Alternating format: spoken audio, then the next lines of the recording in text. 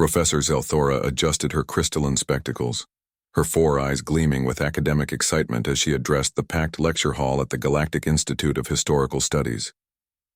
The amphitheater held over 3,000 students from 47 different species, all eager to hear about the most terrifying legends in known space. The Deathworlders of Sol 3, she began, her vocalization device translating her clicks and whistles into galactic standard, were creatures of pure nightmare. According to ancient records recovered from the Kryn War archives, they could survive catastrophic injuries that would kill any civilized species instantly. They required no rest, no sustenance, and felt no pain. A holographic image materialized above the podium, a grainy, distorted figure in primitive combat armor, surrounded by the smoking ruins of a Kryn battle fortress. The records speak of one particular entity. Zelthora continued, her voice dropping to a dramatic whisper. The texts call him the Unkillable One. He single-handedly held the garrison of Theta 9 for 72 standard cycles against an army of 50,000 Kryn shock troops. When reinforcements finally arrived, they found him still standing, surrounded by the fallen, calmly eating some form of processed meat from a container labeled spam. The lecture hall erupted in gasps and nervous chittering. From the back row, a young human exchange student named Sarah Chen raised her hand. "Professor, can I see that image again?" Zelthora blinked in surprise. Humans were rare in academic circles. Most served in the military or worked in hazardous industrial sectors where their absurd durability made them invaluable. "Of course, young scholar." The hologram rotated, enhancing resolution where possible. The figure wore crude body armor covered in carbon scoring, held an ancient kinetic weapon, and his helmet was cracked, revealing a weathered face with a thick gray beard. Sarah squinted at the image, then pulled out her personal data pad, scrolling through something. Her eyes widened. "Oh my God. Is something wrong, young human?" "Professor?" Sarah stood up, her voice filled with disbelief. "That's my Uncle Bob." The lecture hall fell completely silent. Zelthora's mandibles clicked in confusion. I beg your pardon?" "Robert Chen, my dad's older brother. He was in the First Contact War." Sarah was frantically swiping through family photos. "Look, here's him at last year's Thanksgiving. Same scar over his left eye, same nose that got broken. He says it was from a misunderstanding with some crab people. We all thought he was joking about the war stuff." Zelthora felt her three hearts skip a beat.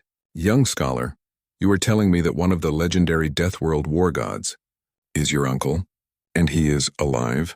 "Yeah, he lives in Florida now. Runs a fishing charter boat. He's really into barbecue."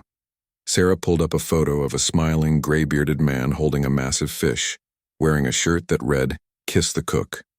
A Vrelian student in the third row fainted. This cannot be," Zelthora stammered. "The Unkillable One is supposed to be a myth, a legend. How could such a being simply fish?" "Uncle Bob says fishing is relaxing." Sarah shrugged. "He did mention he needed something peaceful after retirement. Though he did accidentally wrestle a bull shark last month when it got tangled in the lines. He felt really bad about it and made sure it was okay before releasing it. He wrestled a predatory sea creature out of compassion." A Quillen professor in the front row stood up, their scales flushing bright orange in alarm. "Well, yeah. Uncle Bob doesn't like hurting things unnecessarily. He's really sweet once you get to know him." Zelthora's legs felt weak. "Sweet, sweet?" The historical texts describe him as death incarnate and the void given form. "I mean, he does look scary when he hasn't shaved," Sarah admitted. "But he gives the best hugs and makes really good ribs. Oh, and he always remembers everyone's birthdays." Another student raised a tentacle.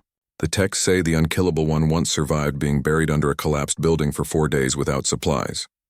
"Oh yeah, he mentioned that." Sarah nodded. "Said he took a nap and thought about his grocery list. He was pretty hungry when they dug him out, though." "And the incident where he reportedly regenerated from near-fatal wounds in mere hours. Uncle Bob heals fast, yeah. It's a human thing, though he complains about his back pain now. Says getting old is harder than any war." Zelthora slumped into her chair. 72 cycles without rest.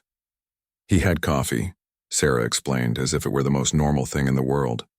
"Uncle Bob drinks a lot of coffee. Says it's his secret weapon." "Coffee," Zelthora repeated numbly. "The legendary stimulant from Earth. We've classified it as a Class 3 combat enhancement drug." We just call it breakfast. A brave Thexian student spoke up, voice trembling. Is your uncle typical for human warriors? Sarah considered this. I mean, he's pretty normal. My Aunt Maria says he's getting soft in his old age, though she did make him stop arm wrestling at family reunions after he accidentally broke the table. Again. How many others like him exist? Selthora had to know. From his unit? Maybe a few 100,000 veterans from the contact war are still around.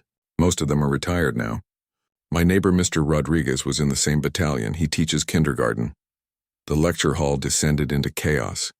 Students were fleeing, others were recalculating their entire understanding of galactic history, and 3 more had fainted. Sarah looked around confused. Did I say something wrong? Zelthora stared at the young human, her worldview crumbling.